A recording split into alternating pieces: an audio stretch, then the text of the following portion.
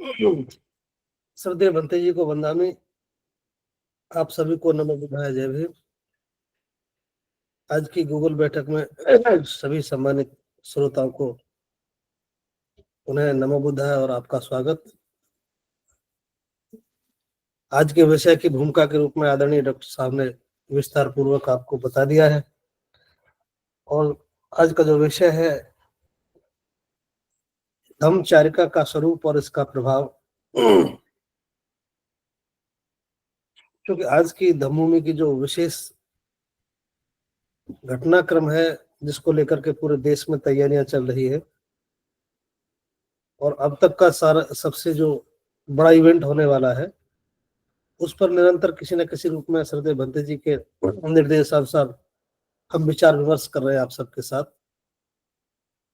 आज का जो विषय है निसंदेह उस पर काफी प्रकाश विद्वान वक्ताओं द्वारा डाला जा चुका है, फिर भी हम जितनी चर्चा करें वो हमारे लिए अच्छी रहेगी। आज की जो धम्मचारिका है जो कल जमीन पर उतरेगी उसके विषय में बताने से पहले धम्मभूमि चारिका तक पहुंची कैसे, तो छोटा सा इतिहास इसका 2-3 मिनट का आपके सामने रख रहा हूं ताकि इसकी अवधारणा आपकी समझ में आ सके। इसका संदर्भ देना जरूरी है। बहुत दिनों के बाद यूं तो सभी महापुरुषों ने इस समाज के उत्थान के लिए अपना पूरा जीवन लगाया है। उन्हीं का परिणाम है कि आज हम इस स्वरूप में बैठे हैं। मानव सभ्यता के विकास के क्रम में हम चूंकि हजारों वर्ष से मुख्य धारा से वंचित रहे, हमें मुख्य धारा में लाने के लिए महापुरुषों ने आंदोलन किया और वो आंदोलन अभी जारी है। तब तक कि वो अपने मकसद तक न पहुंच जाए जो महापुरुषों का मकसद था, तब तक किसी न किसी रूप में यह आंदोलन चलता रहेगा। इसकी अगुवाई करने के लिए समय समय पर हमारे महापुरुष मार्गदर्शक के रूप में आते रहते हैं और ये सिलसिला जारी है। मैं वर्तमान समय की बात कहूं तो श्रद्धेय भंते करुणा सिंह राहुल जी, जिनके मार्गदर्शन में हम पूरे देश के बौद्ध समाज बड़े हंसी खुशी के साथ इस आंदोलन में अपनी भूमिका निभा रहे हैं। इस चारिका तक पहुंचने से पहले मैं आपको बताना चाह रहा हूं कि महापुरुषों को यूं तो सब लोग पढ़ रहे हैं, समझ रहे हैं, प्रयास कर रहे हैं, लेकिन उसे समझ करके अमल में लाने का काम बिरले ही लोग करते हैं। उसी श्रृंखला में श्रद्धेय भंते करुणा सिंह राहुल जी,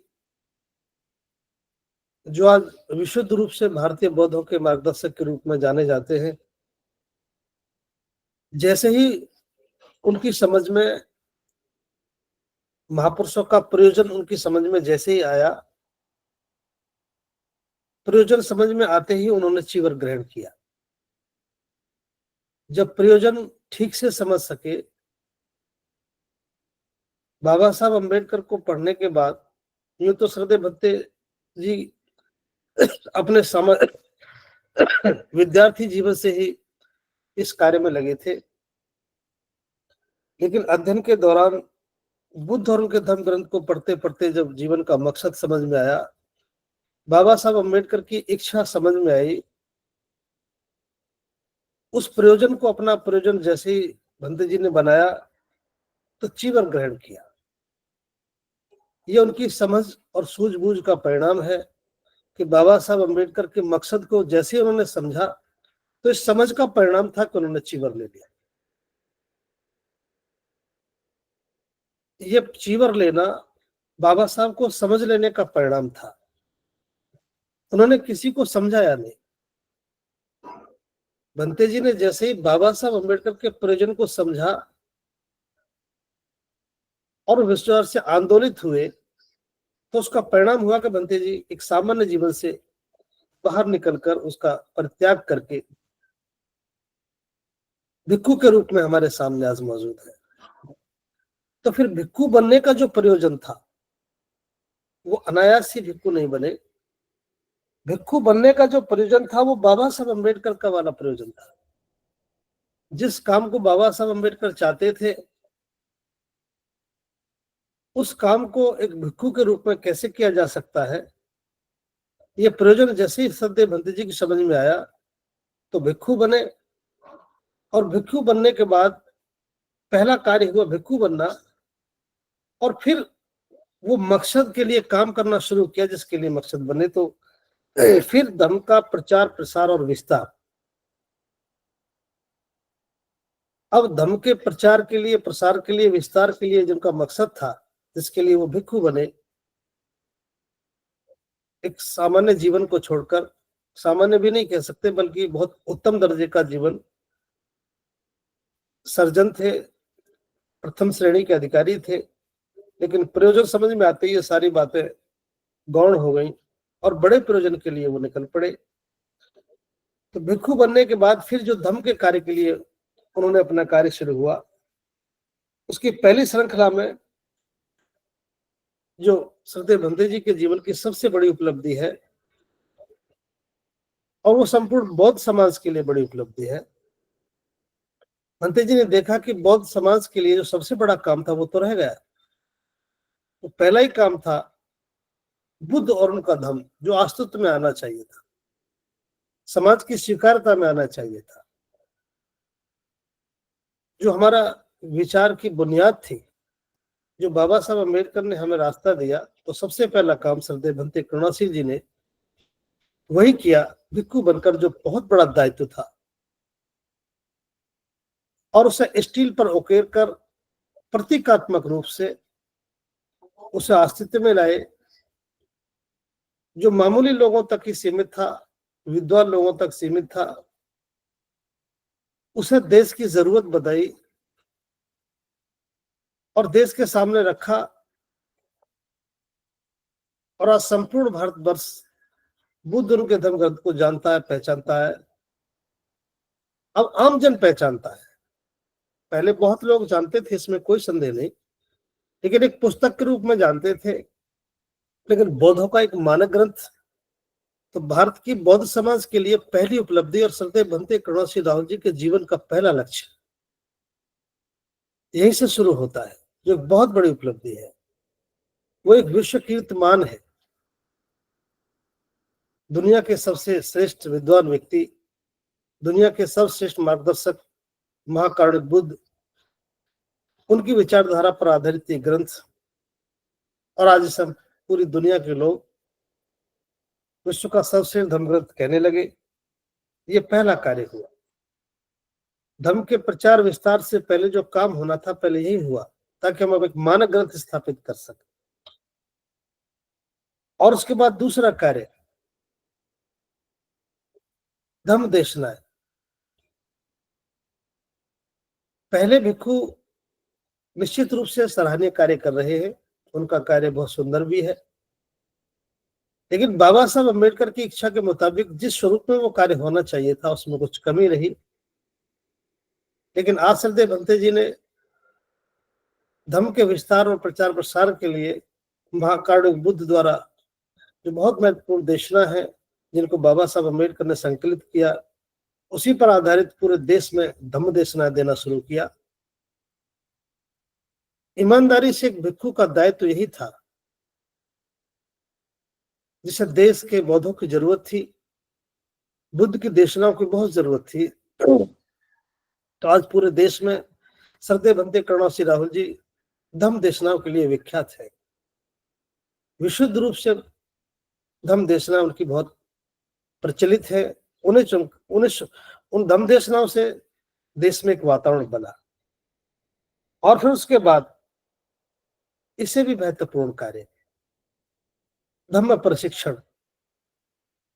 आधुनिक भारत में मैं कह सकता हूं, धम्म को आम जन तक प्रशिक्षण के माध्यम से पहुंचाने का जो सार्थक प्रयास हुआ है, वो सत्यदेव भंते जी के मार्गदर्शन में धम्म में धरा हुआ है।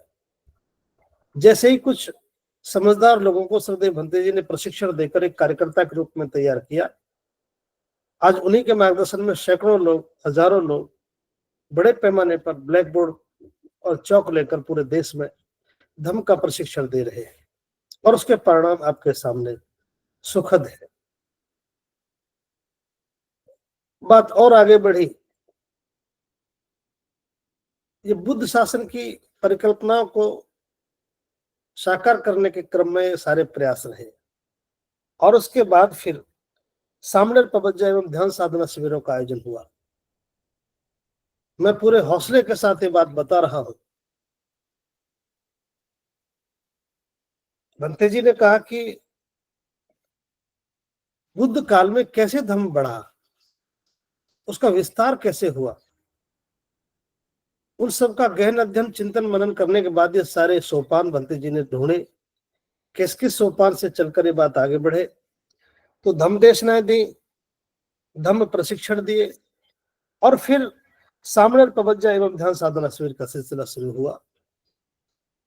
आप देख सकते हैं कि शिविर में रहकर इतनी बड़ी संख्या में, वैसे तो बहुत सारे शिविर लगे हैं लेकिन जिन्होंने प्रभाव छोड़ा है, अलीगढ़ में लगा जिसमें 258 लोगों ने शिविर लिया। फूट खुर्द दिल्ली देश की राजधानी में लगा जिसमें 400 प्लस लोगों ने शिविर ग्रहण करके 10 दिन का सामने प्रवज्जा शिविर लिया। वो पूरे देश में प्रचलित है, और आधुनिक भारत में और सबसे बड़ा हजारों की संख्या में बिलासपुर नोएडा का जो सामने प्रवज्जा शिविर था,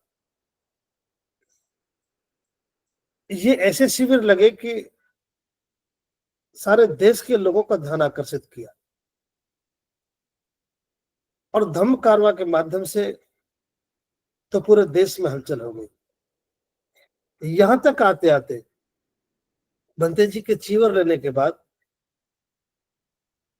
प्रचार प्रसार की दिशा में बुद्ध और उनका धम्म ग्रंथ, धम्म देशनाएं, धम्म प्रशिक्षण, सामने प्रवज्जा शिविर, धम्म कारवां, इन सारे प्रयासों के बाद एक देश में ऐसा वातावरण बना कि धम्म की चर्चा प्रारंभ हो गई। जो लोग धम्म से चर्चाओं से तो छोड़िए, धम्म से परिचय भी नहीं था, धम्म से कोई सरोकार भी नहीं था, जो भूल बैठे थे, आज इतना प्रयास करने के बाद, भले ही इस पूरे दौर में एक लंबा सफर तय भंते जी ने किया, लेकिन इतना सब करने के बाद देश में धम्म की चर्चा प्रारंभ हो गई, एक वातावरण बन गया, चर्चा का विषय बन गया। लोग धम्म को निदान के रूप में देखने लगे, जरूरत के रूप में देखने लगे, और ये महसूस करने लगे कि हमारे जीवन से धम्म जुड़ा है। जो लोग धम्म से दूर थे, जिन्हें कोई वास्ता भी नहीं था, लेकिन जैसे ये पूरा वातावरण और परिवेश देखा तो लोग कहने लगे, महसूस करने लगे कि धम्म हमारे जीवन के लिए आवश्यक है। इतना सारा का सारा काम यहां तक पहुंचने से पहले एक धम्म का जब वातावरण बना तो सारा सारा दौर बना, इसमें एक लंबा समय बीता, बड़े प्रयास हुए, बड़े बड़े आयोजन हुए, आम जन से लेकर विशेष लोगों की भागीदारी बढ़ी, धन का दान बढ़ा, संसाधन लगने लगे, और धीरे धीरे लोग धम्म के प्रति, जिसमें बड़ा रूखापन था, जिसमें बड़ी उपेक्षाएं थी, लोग चर्चा करना भी अच्छा नहीं समझते थे, उसमें आकर्षण पैदा होने लगा, आनंद आने लगा, जरूरत महसूस होने लगी, और यहीं से इतने प्रयास करने के बाद फिर एक नया अध्याय खुलता है।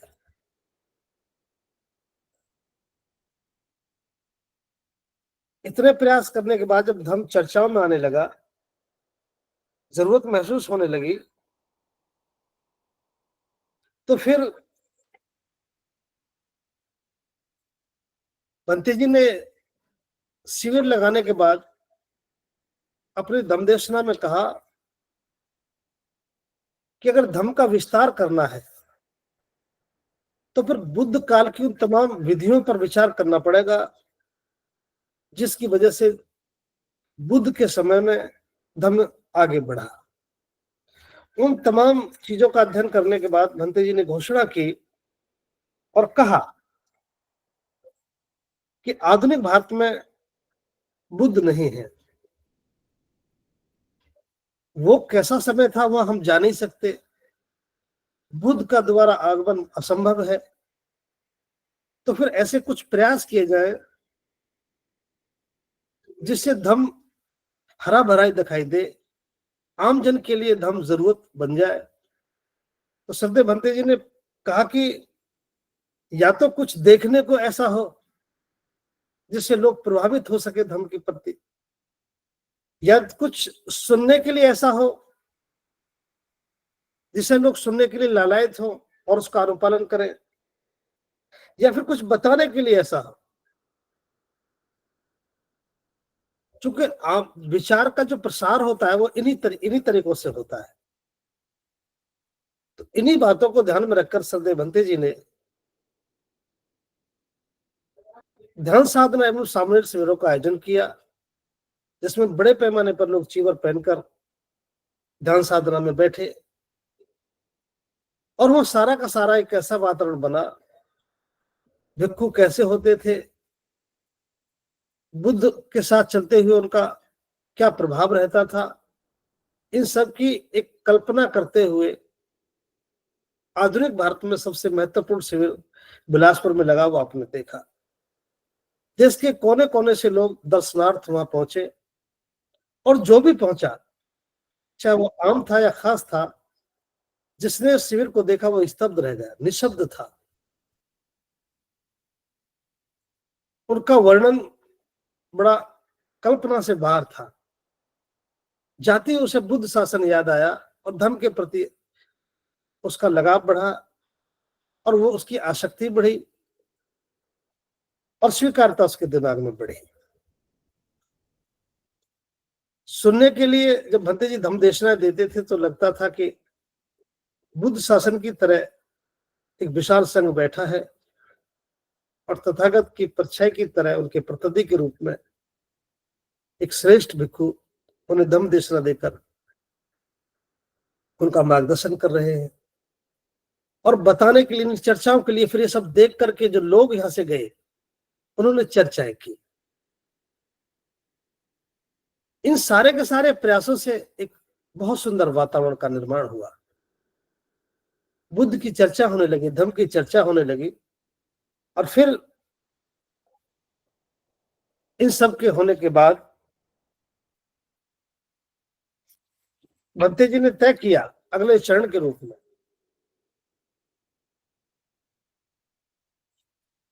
कि भाई अब देश में जो बहुत महत्वपूर्ण काम रह गया है, चूंकि आम जनता की अलग भाषा है, आंदोलन को समझने के लिए अलग दृष्टि है, उसकी समझ बहुत सामान्य है, उसको शास्त्रीय भाषा में संबोधनों में नहीं समझाया जा सकता।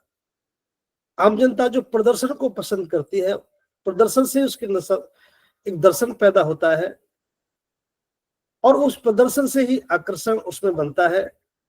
वो प्रदर्शन ही उसमें भरोसा पैदा करता है, वो प्रदर्शन उसमें उम्मीद जगाता है, ये सोच करके कि बुद्ध द्वारा जो दुनिया में,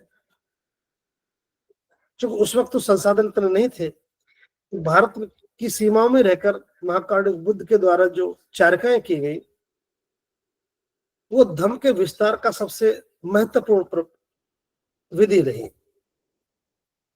तो इतना सारा काम करने के बाद भले ही इसमें हमें एक लंबा समय लगा, आज हम उस समय में आ ही गए अंततः जहां हमें आना चाहिए था। भले ही इसमें मैं समझता हूँ सरदेव भंते जी के जीवन के महत्वपूर्ण 40 वर्ष लगे, और हम कह सकते हैं कि बाबा साहब अम्बेडकर के जीवन के बाद उनके 69वां साल है। जैसा बाबा साहब अम्बेडकर चाहते थे, जैसी उनकी इच्छा थी, चलते हुए भिक्खु उनकी प्रथम पसंद थे। उनकी प्राथमिकता में चलते हुए भिक्खु ही थे। इसलिए आज एक अच्छा संयोग है एक लंबे अरसे के बाद, एक लंबा सफर करने के बाद आज 69वें वर्ष में हम चारिका तक पहुंचे हैं। चीवर लेने के बाद, धम देशनाओं के बाद, धम प्रशिक्षणों के बाद, धम कारवा के बाद एक लंबा सफर तक, लगभग 40 वर्ष में कह सकता हूं भंते जी के जीवन के इस आंदोलन में 40 वर्ष की बहुत बड़ी साधना के बाद हम आज अंततः वहां आ ही गए जहां आना चाहिए था। और ये सब कुछ इसलिए हुआ क्योंकि इतना करने के बाद जो एक नया अध्याय खुला, ये बात बताना जरूरी है। इतना प्रयास करने के बाद फिर एक अध्याय खुलता है, और वो अध्याय है आखिर इतना सारा प्रयास किया क्यों गया। इसका एक ही मकसद था और एक ही जरूरत थी, वो थी बौद्ध समाज के निर्माण का अध्याय का प्रारंभ।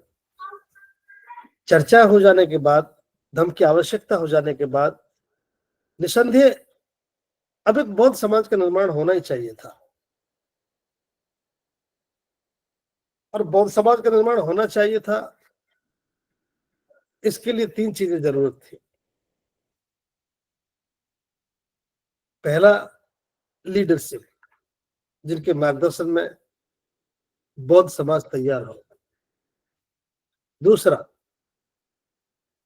एक रिलीजियस बुक, एक हमारा धार्मिक ग्रंथ जिसकी बुनियाद पर सारी गतिविधियां संचालित हो, जो हमारा एक मानक ग्रंथ हो। और तीसरा, हमारा code of conduct. Code of conduct से तात्पर्य है हमारे जीवन के कुछ मापदंड, वैल्यूज ऑफ लाइफ। एग्जाम्पल के लिए मुझे बड़े अफसोस के साथ ये बात कहनी पड़ रही है, आप खुद आज मूल्यांकन करें चारिका की बात बताने से पहले। हम कितने, हमारे पैरों के नीचे जमीन भी नजर नहीं आएगी जो मैं बता रहा हूं आपको। 69 वर्ष के बाद बाबा साहब जो हमारे मसीहा हैं, उनके कहने के बाद, उनके बताने के बाद, उनके द्वारा कार्ययोजना दे देने के बाद, उन बाबा साहब अम्बेडकर के दुनिया से जाने के बाद हम 69वें वर्ष में हैं। ना हम अपने परिवार, ना हम अपने पर्व स्थापित कर पाए, ना परंपरा स्थापित कर पाई, कोड ऑफ कंडक्ट का अभाव की वजह से। कोड ऑफ कंडक्ट के अभाव में, आचार संहिता के अभाव में हमारे पर्व, हमारे परंपरा, हमारे संस्कार, हमारे प्रतीक, हमारी जीवन शैली, दिनचर्या, पहनावा, संबोधन एक पहचान के संकट से जूझते रहे। आप समझिए, जो समाज आज 69वें साल में पहचान के संघर्ष से जूझ रहा है, हमारी स्थिति कैसी होगी। ये तो भला हो सरदेव भक्ति जी का उनका आगमन हो गया और ये विषय प्रासंगिक हो गए, वरना आज तक किसी ने सोचा ही नहीं कि हमारी अपनी पहचान हो, हमारे भी अपने पर्व हो, हमारे भी प्रतीक हो, हमारे भी संस्कार हो। बस हमारा घर हो, हमारी नौकरी हो, हमारे संसाधन हो, हमारे कारोबार हो, ये होने तो चाहिए थे, लेकिन इनके बगैर नहीं। इसलिए आज समझ सकते हैं, इसलिए कोड ऑफ कंडक्ट, तो पहला काम लीडरशिप, दूसरा हमारे बुक, तीसरा कोड ऑफ कंडक्ट, और चौथी बात, इन सब के लिए एक राष्ट्रीय केंद्र। इन सब के लिए एक लीडरशिप के सानिध्य में एक केंद्र पर बैठ करके हम इन सारी गतिविधियों को संचालन कर सके, नीति का निर्माण कर सके, इसके लिए कोड हमारा एक सेंटर। इन 4 चीजों की आवश्यकता थी समाज निर्माण के अध्याय को प्रारंभ करने से पहले। इसलिए आज हम बेहद खुश हैं कि नेतृत्व के रूप में श्रद्धेय भंते करुणासिंह जी हमारे पास है। धम्म ग्रंथ के रूप में हमारे पास हमारा धम्म ग्रंथ है, कोड ऑफ कंडक्ट बना दिया गया है, और राष्ट्रीय केंद्र के रूप में अलीगढ़ उत्तर प्रदेश में लगभग 17.5 बीघा जमीन खरीद ली गई है, उसके निर्माण का कार्यक्रम प्रारंभ हो रहा है। तो मैं कह सकता हूं कि आधुनिक भारत में सबसे श्रेष्ठ, इस सदी का सबसे बेहतरीन आंदोलन प्रारंभ हो गया है। सही दिशा है, लीडरशिप है, धर्म ग्रंथ है, कोड ऑफ कंडक्ट है, राष्ट्रीय केंद्र है, और भी सभ्यताओं के लोगों के पास बस यही है। हमारे पास क्या नहीं था? बस यही नहीं था। लीडरशिप नहीं थी, रिलीजियस लीडरशिप नहीं थी, ग्रंथ नहीं था लेकिन मान्य ग्रंथ के रूप में नहीं था, कोड ऑफ कंडक्ट नहीं था जो बन गया, और राष्ट्रीय केंद्र बन रहा है।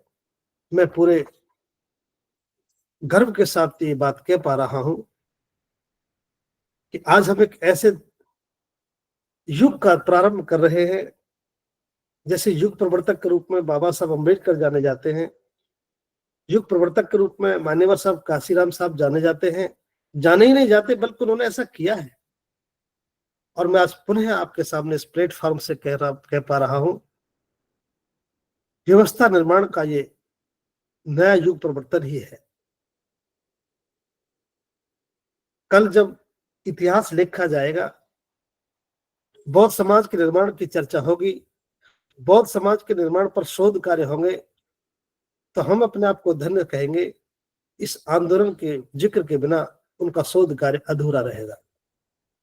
इसलिए अब ये बौद्ध समाज के निर्माण का अध्याय खुला है, तो आज जरूरत आ गई कि इतना बड़ा जनमानस जो व्यवस्था खोकर बैठा है, इतना बड़ा जन समुदाय जो पहचान खोकर बैठा है, उसको कैसे समझाया जा सकता है, उसके लिए कौन सी बेहतरीन शिक्षा हो सकती है। तो आइए महाकारुणिक बुद्ध के शासन की कल्पना करते हुए, वहीं से ये शिक्षा लेते हुए तय किया गया कि अब हम धम्मचर्या का लेकर निकलेंगे, और पूरे भारत में, क्योंकि मामला उत्तर प्रदेश का नहीं, मध्य प्रदेश, राजस्थान अमुक राज्य का नहीं, बल्कि संपूर्ण भारतवर्ष का है। अब से पहले जिन भी सम्मानित संगठनों ने, जिन भी सम्मानित भिक्षुओं ने जो कुछ भी प्रयास किया, जो इस आंदोलन को यहां तक लेके आए, उन सभी के साझा प्रयासों को शामिल करते हुए आज भंते करुणा सिंह राव जी द्वारा आंदोलन उस चौखट पर आ पहुंचा है जहां से हमारे समाज के निर्माण का द्वार खुलता है, और उसका पहला प्रयास शुरू हो रहा है धम्मचर्या का। इसका नाम धम्मचर्या का संपूर्ण भारत, इसका नाम है धम्मचर्या का संपूर्ण भारत। चर्चाएं तो बहुत हुई हैं, वो अल्पकालीन है और अल्प दूरी की है। ये न अल्पकालीन है न अल्प दूरी की है, ये संपूर्ण भारतवर्ष की है, संपूर्ण बौद्ध समाज के निर्माण के लिए है, और एक मकसद के लिए है। इसका स्वरूप पर चर्चा करते हुए मैं आपके सामने बता रहा हूं। इसका मंगलारंभ 18 मार्च बाबा साहब अम्बेडकर के आगमन पर आगरा से प्रारंभ हो जाएगा। वो धम्म कारवां जो अब तक धम्म कारवां बाबा साहब अम्बेडकर की अगुवाई करता था और ठहर जाता था, बाबा साहब अम्बेडकर के संबोधनों को लेकर, उनके मकसद को लेकर, चाहे वो तम्बू का बम्बू था, महिलाओं की क्रांति का था, धार्मिक आजादी का था, बहुत सारे रास्ते उस धम्म कारवां ने खोले, और आज वो धम्म कारवां उस मुकाम पर आ गया कि आगरा से आगे बढ़ गया। इसका मंगलारंभ आगरा से जब बाबा साहब अम्बेडकर आए, और वो कारवां जब बाबा साहब अम्बेडकर ने ये कहा कि मैं बड़ी मुश्किलों के बाद ये कारवां यहाँ तक लेकर आया हूं, इसे यहाँ तक लाने में मुझे बहुत मुसीबतों का सामना करना पड़ा है, मेरा सब कुछ इस कारवां में लग गया, हर कीमत में इसे आगे बढ़ाना, और यदि आगे भी ना बढ़ पाए तो किसी भी कीमत में से पीछे मत जाने देना, इसे यही थामे रखना। लेकिन आज हम कह सकते हैं बाबा साहब अम्बेडकर, अब से पूर्व जिन लोगों ने भी जो कुछ भी प्रयास किए उनका साधुवाद, लेकिन आज श्रद्धेय भंते करुणा सिंह राव जी के द्वारा उसी स्थान से जहां बाबा साहब अम्बेडकर ने बड़ी वेदनापूर्ण अपना संबोधन दिया, निर्देशन दिया, उसको अक्षर से अनुपालन करते हुए आज भारत के बौद्ध समाज ने यह संकल्प लिया है सरदेव बंदी जी की अगुवाई में कि हम आपके आगमन की स्मृति में उसी दिन आगरा से एक कार्यक्रम प्रारंभ होगा, धम्मचर्य का संपूर्ण भारत, और पहला चरण उत्तर प्रदेश में ही। कितना सुंदर संयोग है, जगह भी वही होगी, वक्त और समय भी वही होगा, प्रदेश भी वही। सदैव भंते जी के मार्गदर्शन में 18 मार्च को चलेगा। इसका स्वरूप इस तरह रहेगा, ताकि मैं आपको, जैसा भंते जी के द्वारा अभी व्यवहारिक बातें बताई गई है, ये काफिला जब चलेगा इसमें 50 से 100, हम तो बड़ा लक्ष्य लेके चल रहे हैं, फिर भी हम मानते हैं जो स्थायी रूप से रहेंगे छीबर में भिक्खु और सामने रहेंगे, कबर पर अपना पिट्ठू रहेगा, बैग जिसमें सारी चीज होगी, मच्छरदानी होगी, बेडशीट होगी, अम्ब्रेला होगा, टॉर्च होगा, सारी आवश्यकता, और उसमें किट है। भंते जी चाहते जैसे फायान इस देश में आए और उन्होंने बहुत अच्छे तरीके से बुद्धिज्म को समझा, हम ठीक उसी तरह खोजी प्रवृत्ति के साथ, मजबूत इरादों के साथ इस यात्रा का मंगलारंभ करेंगे। भिक्खा पात्र हमारे साथ रहेगा, दवा और दैनिक जरूरत की चीजों की किट अपने पास लेकर आएंगे। पैदल यात्रा निकलेगी नगर से, जिस भी नगर में गुजरेगी वो पैदल गुजरेगी, लेकिन एक नगर से दूसरे नगर में जाने के लिए उपासक लोग संघ को छोड़कर आएंगे, विदा करके आएंगे। किसी नगर में जाने से पहले लोग, वहां के बौद्ध समाज के लोग अगवानी करेंगे संघ की, पंछी ध्वजों के साथ। अपने साथ भी लगभग 10 से ज्यादा गाड़ियां साथ रहेंगी, 10 से 20 गाड़ियां। धमरथ रहेगा, बहुत विशाल और भव्य सुंदर धमरथ है। उस धमरथ में अपना साहित्य रहेगा, प्रोजेक्टर और इन्वर्टर रहेगा। प्रोजेक्टर के द्वारा सारी गतिविधियां धम्मभूमि द्वारा जो अब तक हमारी उपलब्धियां हैं, जो गतिविधियां हैं, वो सारे देश के सामने रखी जाएंगी। छोटा साउंड रहेगा, पीने का पानी साथ रहेगा, और जहां यात्रा समाप्त होगी नगर के बाद, वहां लगभग 6 बजे का समय रह करेगा। नियमित रूप से उस 6 बजे में वंदना होगी और सरदेव भंते जी द्वारा एक धम्म देशना होगी 45 मिनट की, और फिर रात्रि का विश्राम रहेगा। दैनिक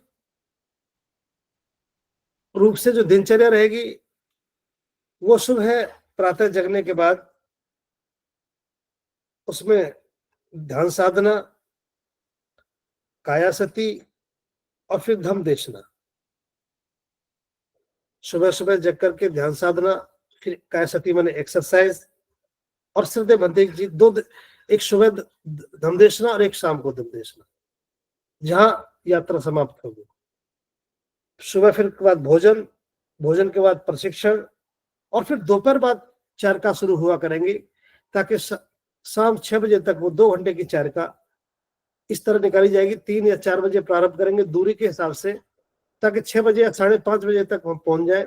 वो पहुंच करके लोगों को संबोधित धम्मदेशना के रूप में सरदेव भंते जी अपना उद्बोधन रखेंगे, और फिर वहीं विश्राम करेंगे, स्वल्पाहार करेंगे, रात्रिकालीन प्रशिक्षण रहेगा। ये पूरा का पूरा दिनचर्या इस तरह रहेगी। यात्रा का स्वरूप मैंने आपके सामने रख दिया। इसके लिए जो बहुत महत्वपूर्ण बात है वो ये है, जिन भी नगरों में यात्रा गुजरेगी, जैसा रूट चार्ट घोषित किया है, धम्मचर्य का संपूर्ण भारत आयोजन समिति गठित होगी।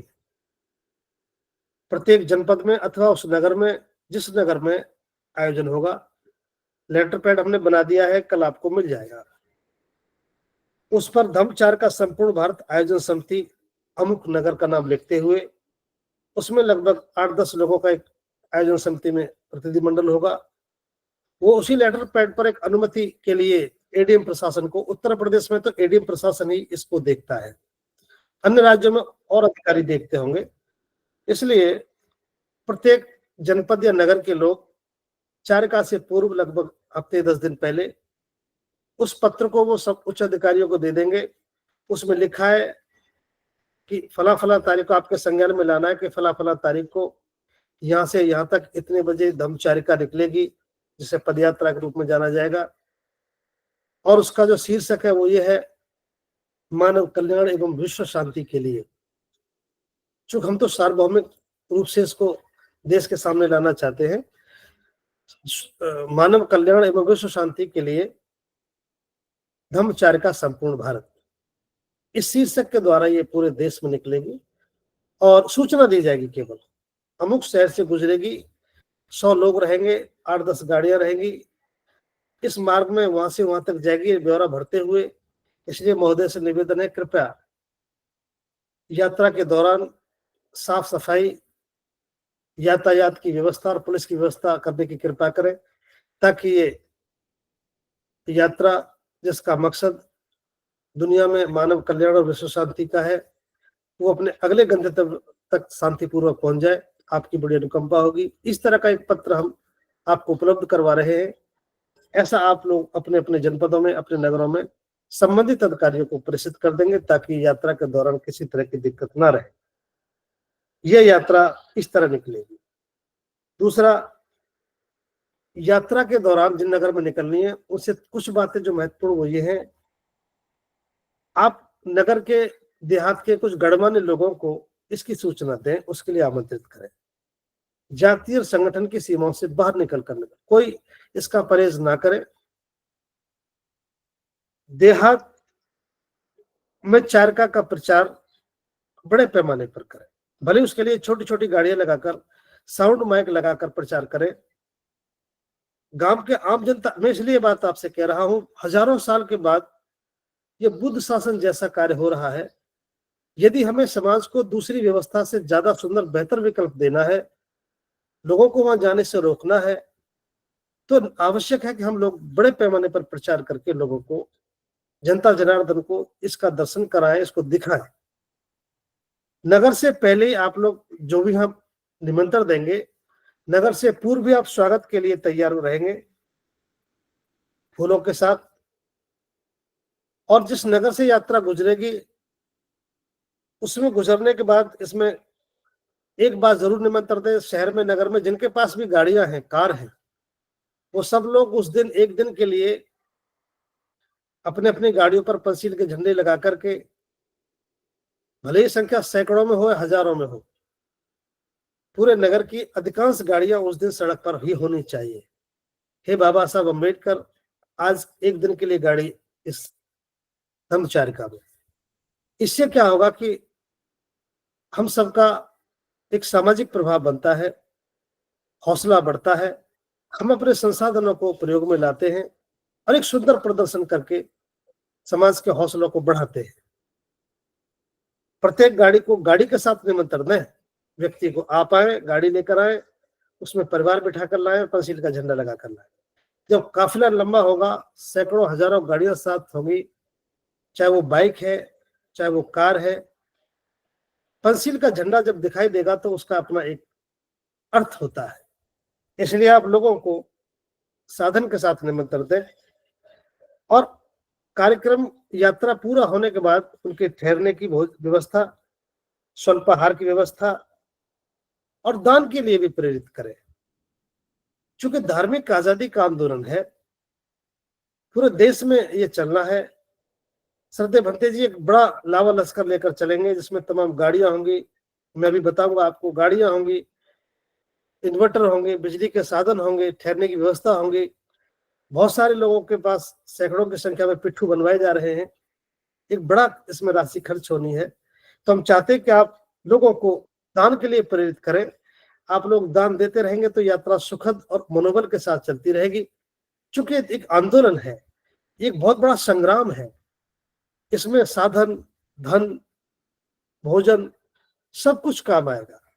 इसलिए आप लोग जहां भी यात्रा करें वहां लोगों को प्रेरित करें, सामर्थ्यवान लोगों को प्रेरित करें। बुद्ध शासन की तरह जो नगर श्रेष्ठी हुआ करते थे, उनके सहयोग से तथागत बुद्ध आगे बढ़ते थे बड़े विशाल संघ को लेकर के। तो आज भी बाबा साहब के अनुकंपा से नगर श्रेष्ठी आपके पास है, साधन संपन्न लोग पास हैं, उनको निमंत्रण दें और कहकर निमंत्रण दें कि यथासंभव आप लोग दान करें परिवार के साथ। श्रद्धेय भंते जी आ रहे हैं, संघ आ रहा है, यात्रा आ रही है, संपूर्ण भारतवर्ष यात्रा चल रही है। अभी तक हम दूसरों के चार काम, दूसरों के मेलों में भीड़ का हिस्सा बने रहे हैं, आज हम इस आंदोलन का हिस्सा बनेंगे। तो आप लोग दान पर, भोजन पर, संसाधनों पर हाथ बटाएं। इससे भंते जी का क्योंकि जब तक हम अपने नेतृत्व को सहारा नहीं देंगे, शक्ति नहीं देंगे, तो फिर आंदोलन मजबूत कैसे होगा। आप साहब से लेकर के, बाबा साहब से लेकर के, निश्चित रूप से आप देख रहे हैं कि जिन भी लोगों ने अपने साधनों से, संसाधनों से, धन से नेतृत्व को मजबूती दी है, तो उस आंदोलन के परिणाम भी हमारे सामने हैं। तो इस तरह नगर से जो ये चारका निकलेगी, नगर सजाए जाएंगे, रास्ते साफ किए जाएंगे, कलई डाली जाएंगी, इसका एक अद्भुत नजारा होगा, एक सुंदर स्वरूप होगा। चीवर में कतारबद्ध चलते हुए भिक्खु एक प्रभाव छोड़ेंगे। उनकी मूक रहना भी एक अपने आप में एक मूक शिक्षा है। उनका चलना, उनका यात्रा करना, उनका भिक्षाटन करना, ये सब अपने आप में एक बहुत बड़ी शिक्षा रहेगी। इस तरह इसका एक स्वरूप रहेगा। और इस कितने लोग सामने रह गए, ये मैंने आपके सामने रखा ही है। अब मैं इसके परिणाम के विषय पर थोड़ा सा बताना चाहूंगा, थोड़ा सा, कि ये चारका निकालने का मकसद क्या है। ये कम से कम और लोगों के बाद में समझ में आए, कम से कम हम जो इसमें लगे हैं, हमसे मतलब हम बहुत सारे लोग, सैकड़ों हजारों कार्यकर्ता जो लगे हैं, जो भंते जी के मंतव्य को समझ पा रहे हैं, मैं उनके सामने रख रहा हूं। हो सकता है कम समझ वाले लोगों के लिए एक भीड़ का मामला हो, या इसमें रुचि ना रखने वाले लोग इसको और किसी दृष्टि से देखें, उनका अपना मूल्यांकन हो सकता है। लेकिन मैं आपके सामने जो रख रहा हूं वो ये बात महत्वपूर्ण है, क्योंकि आप भी अपने संबोधन में जाके ये बात बताएं। जो भंते जी ने गाइडलाइन दी है, जो दमोह ने कुछ निर्धारित किया है, आप अपनी बात तो बताएं, लेकिन उसमें यह जरूर साझा करें कि इस यात्रा का अंततः परिणाम होगा क्या। मैंने स्वरूप आपके सामने रखा। इसके जो परिणाम के रूप में जो बात देखी जानी है वो ये है, इस यात्रा निकलने का मतलब है बहुत दिनों के बाद जो हम अस्तित्व खो चुके हैं, अस्तित्व का जो संकट है, ये यात्रा अस्तित्व के संकट से बाहर निकालेगी। हम एक पहचान बना पाएंगे। लोग आपकी यात्रा को देखकर कहेंगे ये बौद्धों का कार्यक्रम है, ये भिक्खु जो यात्रा लेकर चल रहे हैं, इनके पीछे जो जा रहे समाज ये बौद्ध समाज है। अभी हम जिनके पीछे थे तो हिंदू समाज कहलाते थे, क्योंकि उसका नेतृत्व हिंदू कर रहे थे, इसलिए हम हिंदू थे। आज चूंकि विशुद्ध रूप से धर्म के सर्वोच्च अधिकारी बुद्ध के सेकेंड ऑर्डर भिक्खु उसका नेतृत्व कर रहे हैं, उनके साथ जो समाज चल रहा है उसकी अपनी एक पहचान होगी, उसके अपने प्रतीक होंगे, उसके अपने संबोधन होंगे, उसकी एक सभ्यता होगी। तो पहला काम तो ये होगा कि हमारा जो स्वतंत्रता का, जो पहचान का जो संकट है, हमारे जो अस्तित्व का संकट है, हम उससे बाहर निकलेंगे। दूसरा, ये धार्मिक दास्ता से पूर्ण आजादी का आंदोलन है। मैं आज पूरे इत्मीनान के साथ आपसे बात कह रहा हूं। आज तक जो भी क्रियाकलाप देश में हुए हैं, चाहे वो राजनीतिक रूप से है, सामाजिक रूप से है, अंततः उनको यही आना था। मान्यवर साहब काशीराम साहब ने भी कहा कि मैं बाबा साहब डॉक्टर अंबेडकर के दीक्षा दिवस के 50 वर्ष पूर्ण होने पर 14 अक्टूबर सन 2006 को मैं करोड़ों लोगों के साथ बुद्ध की शरण में चला जाऊंगा। एक महापुरुष का इतना कहना, ये प्रयास करना, अंततः एक ऐसे आंदोलन को जो राजसत्ता के रूप में हमारे सामने था, उसको बुद्ध के शरण में लाने जैसा ही तो था। तो ये अंततः उन सारे मूवमेंट का ये एसेंस है, ये अर्थ है। दूसरी बात है कि ये धार्मिक दास्ता से पूर्ण आजादी का कार्यक्रम होगा। तीसरी बात, समाज के निर्माण का भारतवर्ष में पहला आंदोलन साबित होगा आपकी यात्रा। इस यात्रा के बाद धर्म ग्रंथ आपके पास, कोड ऑफ कंडक्ट आपके पास, लीडरशिप आपके पास। ये यात्रा निकलेगी तो लोग कहेंगे बौद्धों की यात्रा है, ये बौद्ध समाज पीछे चल रहा है।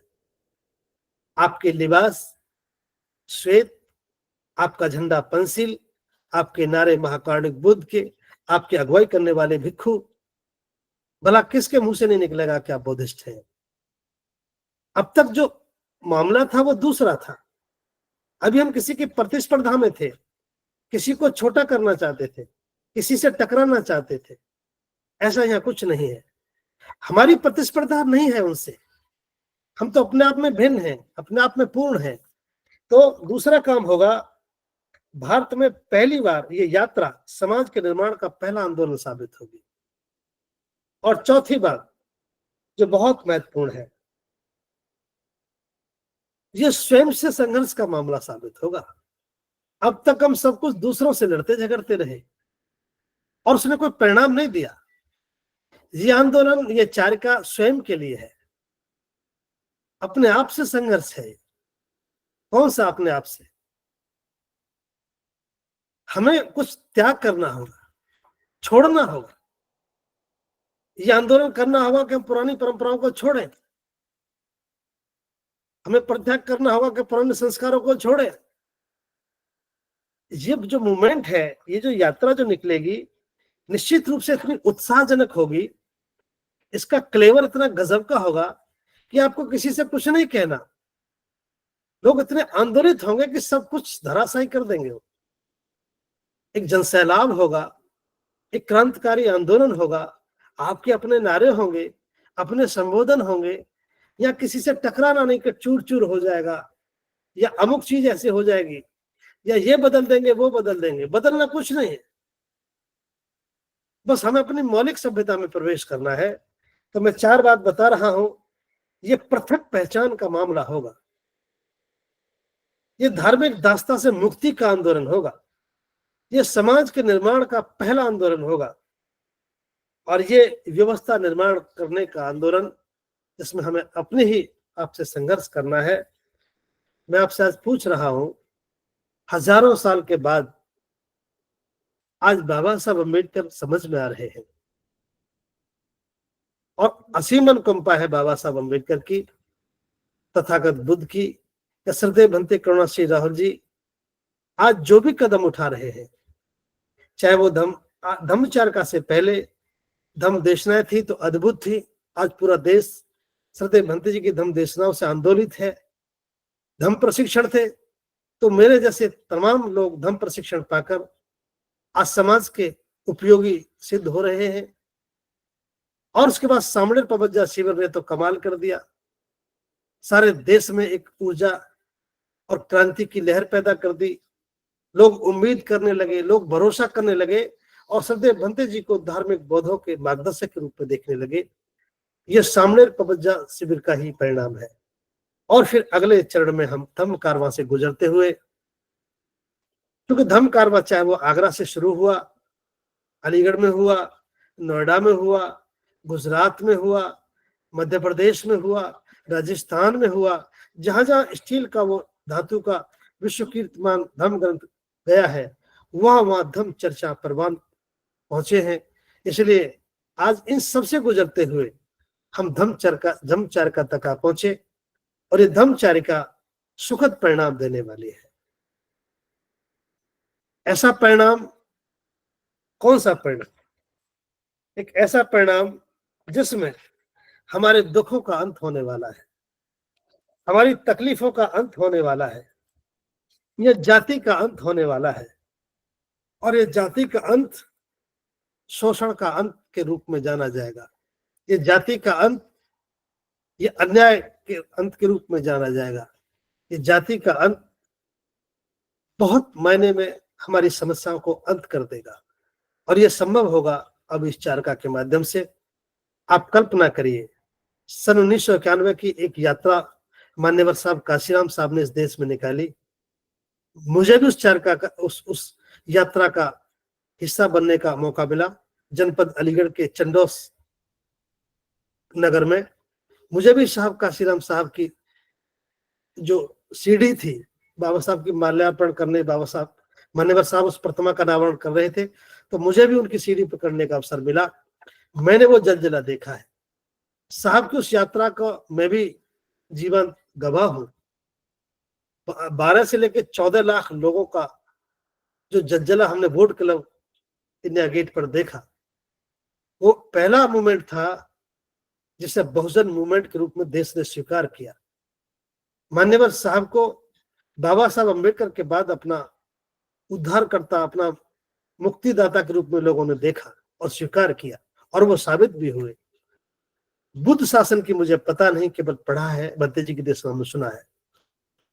और चूंकि हम बुद्ध के अनुयायी हैं, बाबा साहब अम्बेडकर के अनुयायी हैं, हमारी महापुरुषों में अटूट भरोसा और आस्था है। उसी के अनुरूप आज भंते जी ने देश में एक कदम उठाया है।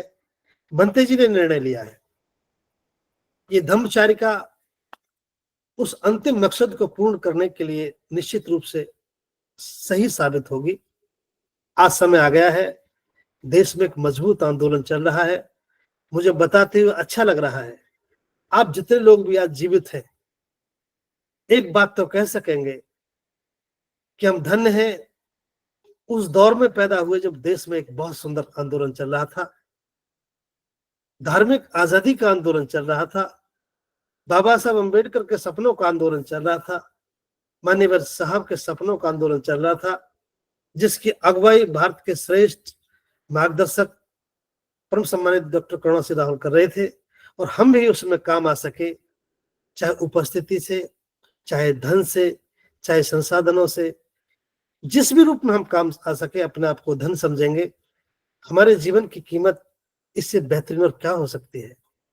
सामान्य सज्जनों, बौद्ध समाज के जिम्मेदार लोगों, मेरा आपसे निवेदन है, आज का विषय धम्मचर्या का स्वरूप और उसके प्रभाव, जिस पर मैं आपको बताने का प्रयास कर सका। आप सबसे निवेदन है और आमंत्रण है, आज से ही, वैसे तो आप पहले से लगे हैं, आप जिन जनपदों में रह रहे हैं, जिन नगरों में रह रहे हैं, एक शोर मचाओ। सहमति की घोषणा के रूप में हम सारे लोग बरहम सहमति के रूप में काम करें। एक समय आ गया है, महाकाणिक बुद्ध को स्थापित करने में, उनकी विचार का, उनके सोच का, उनके कार्य का जनता के कल्याण के लिए उपयोग करने के लिए जिस तरह सहमति ने घोषणा की, ऐसे हम हजारों लाखों लोग सहमति के रूप में इस चारका की समाचार को लेकर के जनता में बताने का काम करेंगे। तो मेरा अटूट विश्वास है, ये चारका सदैव भंते जी के मार्गदर्शन में भारतीय बौद्ध समाज को धार्मिक आजादी के लिए, जो हमारा समाज है, उसको अंतिम परिणाम तक ले जाएगी और उनकी समस्याओं को निश्चित रूप से अंत करेगी।